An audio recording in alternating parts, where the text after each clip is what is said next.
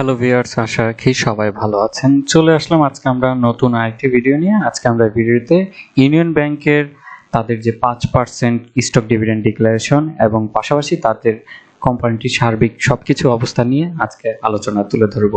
আশা করি আপনারা ধৈর্য সহকারে আমাদের সাথেই থাকবেন এবং একটি কথা না বললেই নয়, শেয়ার বাজার ঝুঁকিপূর্ণ জায়গা, তাই জেনে বুঝে বিনিয়োগ করার চেষ্টা করুন এবং এখানে কোনো ধরনের বাই সেল নির্দেশনা দেওয়া হচ্ছে না। চলুন আমরা আগে বিস্তারিত তাদের সম্বন্ধে জেনে নেই যে আমরা দেখতে পাই যে তাদের থার্ড কোয়ার্টারে ইপিএস এ ডিক্লারেশন করে। সেখানে যদি আমরা গত বছরের সাথে কম্পেয়ার করি, তাদের দেখবেন যে গত বছর যেখানে ন্যাব ছিল 10 টাকা 49 পয়সা, সেখানে এবছর দেখতে পাচ্ছি ন্যাব 15 টাকা 30 পয়সা। তার মানে তাদের গত বছরের তুলনায় সম্পদের পরিমাণ বেড়েছে। এদিকে যদি ইপিএসটা দেখার চেষ্টা করি, তাহলে গত বছর ছিল 1 টাকা 24 পয়সা, এবছর 1 টাকা 34 পয়সা। এবার আসি তাদের ক্যাশ ফ্লো নিয়ে। যেখানে ছিল গত বছর 2 টাকার মতন, এবছর মাইনাস দেখাচ্ছে। এই মাইনাসটা কি কারণে আমরা যদি একটু এখানে দেখার চেষ্টা করি, তাহলে দেখা যাবে যে তাদের এক্সপানশন হয় নিউ ব্রাঞ্চ এবং সাব ব্রাঞ্চের ক্ষেত্রে, যার ফলেই হচ্ছে যে তাদের হঠাৎ করে এই বছরে থার্ড কোয়ার্টারে এসে নিয়ে তাদের ক্যাশ ফ্লোটা নেগেটিভ হয়ে যায়।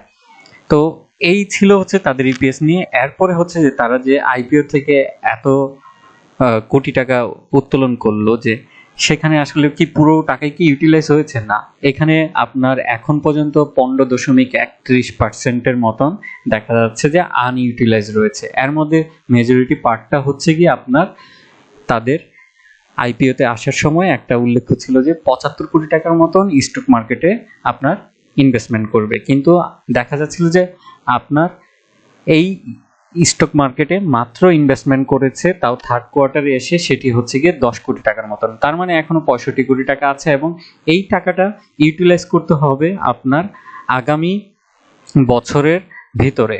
এবং সেটার ডেটটা যদি আমরা একটু খেয়াল করার চেষ্টা করি, তাহলে সেটা হচ্ছে যে আপনার আগামী বছর 2023 সালের ভিতরেই কিন্তু জানুয়ারি মাসের ভিতরে করতে হবে। তো আশা করা যাচ্ছে যে মার্কেট যেহেতু এখন সব শেয়ারগুলো ফ্লোর প্রাইসে আছে, সেখান থেকে তারা এই কোম্পানিটি যখন স্টক মার্কেটে ইনভেস্টমেন্ট করবে, তার মানে এখান থেকে প্রফিটেবল পাওয়ার সম্ভাবনা বেশি এবং ভবিষ্যতে আমরা হয়তো কোনো না কোনো কোয়ার্টারে তাদের ইপিএসটা ভালো দেখতে পাবো। এবং আমার কাছে এটা মনে হচ্ছে যে তাদের আগামী বছর তাদের ফার্স্ট কোয়ার্টার ইপিএস গ্রোথ ভালো হওয়ার সম্ভাবনা আছে। এবং পাশাপাশি যেটা হচ্ছে গিয়ে তাদের চতুর্থম যে এই বছরের কোয়ার্টার, সেখানেও হয়তো ইনভেস্টমেন্ট করবে, কারণ বর্তমানে প্রাইস যদি আমরা খেয়াল করি স্টক মার্কেটে, সেগুলো অনেক ন্যূনতম অবস্থায় আছে। এবং পাশাপাশি যে জিনিসটি হচ্ছে যে আমরা স্টকটির যদি দেখি যে সেপ্টেম্বর থেকে এখন নভেম্বর মাস এখন পর্যন্ত এই স্টকটি ফ্লোর প্রাইসের মধ্যে আটকে আছে। এবং সবচেয়ে ভাবনার বিষয় হচ্ছে যে এই কোম্পানিটি তাদের এই বছর ডিক্লারেশন করেছিল 5% স্টক এবং 5% ক্যাশ, যেটি আমরা ক্যাশটি পেয়েছি কিন্তু স্টকটি পাইনি।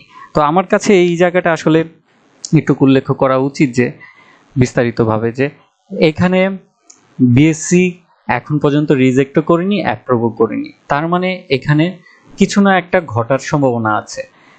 অন্যান্য স্টকগুলো আমরা দেখেছি কারো হয়তো রিজেক্ট হয়েছে, না স্টক দিতে পারবে না, কিংবা আপনি এত পার্সেন্ট কম দিতে হবে, এরকম বিষয় ছিল, কিন্তু ইউনিয়ন ব্যাংকে কোনোটাই আসলে ঘটেনি। তো আমাদের আসলে অপেক্ষা ছাড়া কোনো ওয়ে নাই যে আসলে এটা কি ঘটতে যাচ্ছে। তবে স্টকটির আমার কাছে মনে হচ্ছে যে ভবিষ্যতে ইপিএস গ্রোথ ভালো হওয়ার সম্ভাবনা আছে।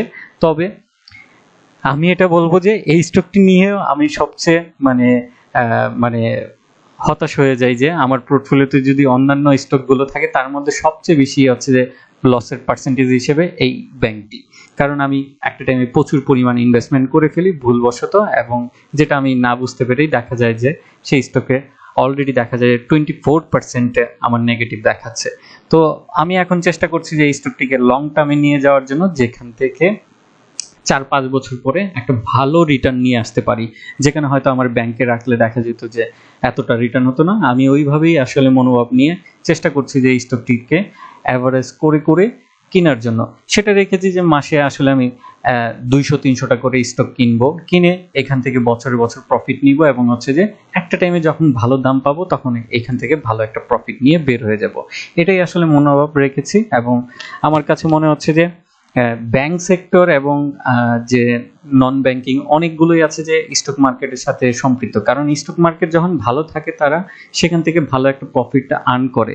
এতে থাকে যে আপনার অনেক ব্যাংকের সাবসিডিয়ারি কোম্পানি হিসেবে থাকে ব্রোকার হাউস, নন ব্যাংকিংও সেম। পাশাপাশি হচ্ছে যে তারা একটা ইনভেস্টমেন্ট করে, সেখান থেকে যদি রিটার্ন না আসে, তো আমার দেখা যে 2021 সালের তুলনায় 2022 সালটা ট্রেড ভলিউম কিংবা ইনভেস্টমেন্টের রিটার্নটা খুবই কম। দ্যাটস ওয়াই হচ্ছে যে আগামীতে হয়তো এই স্টকগুলো এই মার্কেটে ইনভেস্টমেন্ট করে তাদের ইপিএস অনেকটা গ্রোথ হতে পারে। এবং পাশাপাশি যেহেতু ব্যাংকিংয়ের অবশ্যই সবসময় চাহিদা থাকে, ইকোনমিকের সাথেই একটা বড় রিলেটেড, এখানে অবশ্যই তাদের ভালো করার সুযোগ আছে। বাট এই ব্যাংক নিয়ে অনেক সমালোচনাও আছে, সেটা আমার মনে হয় যে আরও স্টাডি করে আপনাদের জেনে বুঝে আগানোটা উচিত হবে। এই ছিল আমার ইউনিয়ন ব্যাংক নিয়ে আলোচনা। আজকে এতটুকুই। ভালো থাকুন, সুস্থ থাকুন এবং শেয়ার বাজার জেনে বুঝে বিনিয়োগ করুন। ধন্যবাদ।